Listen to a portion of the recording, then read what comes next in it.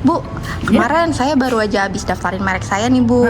Saya nonton di YouTube Rangemark, terus saya ikutin nih Bu cara-caranya. Ternyata gampang ya Bu, simpel banget. Nah, terus tadi barusan saya cek nih Bu di PDKI. Nah, pas saya cek di PDKI, loh, tapi kok barangnya ternyata saya pilihnya toko pakaian ya Bu. Kan produk saya kemeja. Nah, itu gimana Bu? Nggak apa-apa kan ya Bu? Nah, merek itu dilekatkan pada apa? Barang atau jasa? Barang Bu. Barang Iya, pakaian. iya. Tapi pas dilihat di PDKI yang muncul jasa toko pakaian. Jasa toko pakaian. Nah, berarti ada keliru pada saat pemilihan barang atau jasa. Pada saat akses. Tapi Iya. diedit bisa kan Bu? Oh, nah ini ya. Jadi terhadap permohonan merek kita harus menyebutkan barang atau jasa. Nah, itu harus disesuaikan dengan kelas barang atau jasanya. Nah, ketika kita sudah pilih, kemudian sudah kita submit, bayar kobit, kemudian terbit bukti daftar merek gitu ya. Nah, maka itulah merek yang kita mohonkan dengan menyebutkan barang atau jasa yang sudah kita pilih gitu, yang ada di dalam bukti daftar permohonan. Kalau misalnya ternyata berbeda dengan barang yang kita perdagangkan, kayak tadi ya, ternyata bukan toko tapi barang gitu loh yang mau dilindungi mereknya. Nah, itu apakah bisa diedit? Nggak bisa gitu ya, nggak bisa edit. Tidak ada layanan edit terhadap permohonan merek dengan menyebutkan barang atau jasa yang keliru kita memilihnya. Termasuk juga tidak bisa edit merek begitu. Tapi kan saya udah bayar Bu. Iya, tapi kan bayarnya pilihnya pada saat daftar sendiri kan toko pakaian kelas 35. Oh iya, terus saya harus gimana nih Bu? Nah, kalau memang mereknya untuk melindungi jenis barang, ya barang pakaian itu kan ada di kelas 25. Kalau toko pakaian ada di kelas 35. Nah, artinya harus daftar lagi.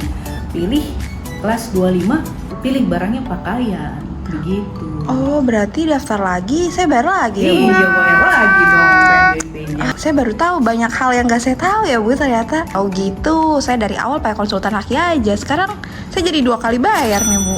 Nah, iya, jadi pentingnya ketika memang mendaftarkan merek itu tidak sulit ya, namun ada syarat dan caranya begitu. Nah, kalau kita tidak mengetahuinya, alih-alih ya seperti ini ya, ternyata kita keliru memilih kelas, keliru memilih jenis barang atau jasa begitu. Terhadap merek dan jenis barang atau jasa itu tidak bisa diedit. Nah, itu banyak sekali pemohon merek yang merugi ya ketika sudah mendaftar ternyata pas keluar bukti daftar keliru begitu ya. Harusnya dia pilih kelas 25, ternyata terpilih dia kelas 35 karena ketidaktahuan kelas barang atau jasa begitu.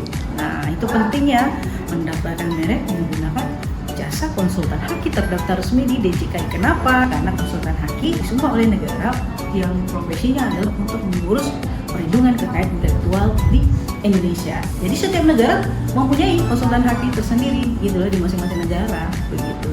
Nah, itu pentingnya kenapa menggunakan jasa konsultan haki dari awal dikasih tahu ya apa hal saja yang harus diberikan attention ya, disiapkan sebelum kita mendaftarkan merek karena ada rambu-rambu yang harus kita perhatikan. Contoh seperti tadi pemilihan jenis barang atau jasa, penentuan label merek, itu semuanya harus diketahui. Karena apa? Ada merek yang tidak dapat didaftar, ada merek yang ditolak di pasal 20 pasal 21 Undang-Undang Nomor 20 Tahun 2016. Jadi tidak semua merek yang kita mohonkan dengan menyebutkan barang atau jasa itu pasti dikabulkan, tidak begitu. Kenapa? Pada saat nanti pemeriksaan tahap substantif itu akan dicek ya, merek yang kita mohonkan itu akan diperiksa apakah merek yang kita mohonkan ini memenuhi pasal 20 merek tidak dapat dia daftar atau memenuhi pasal 21 merek ditolak begitu.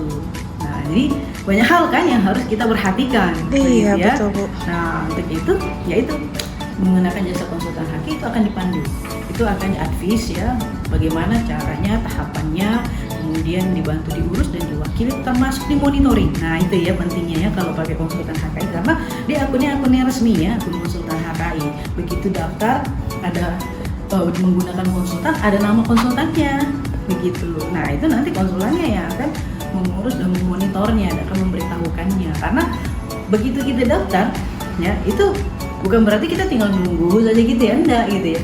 Tapi kita harus monitor. So, bisa jadi nanti di masa pengumuman ada yang ngajukan oposisi misalnya gitu ya. Kalau kita nggak cek-cek gitu ya, kita baru cek setahun kemudian gitu ya, karena kesibukan gitu. Ternyata ada yang oposisi, kita lewat, nggak bisa ngajukan sanggahan. Pas di pemeriksaan substantif ada usul tolak, kita lewat, nggak bisa ngajukan tanggapan karena udah waktunya sudah lewat. Kemudian ada surat tolak tetap kita pun lewat dan 90 hari pengajuan banding. Sudah tidak bisa diapa-apain lagi itu permohonan mereknya. Artinya sudah tidak bisa lagi kita menggunakan upaya hukum gitu. Nah, di situ kan rugi kan? Padahal kita sudah pakai merek ini. Ya, sudah ada konsumen kita gitu. Nah, itu pentingnya. Oke. Gitu. Terima kasih banyak deh Bu informasinya. Iya.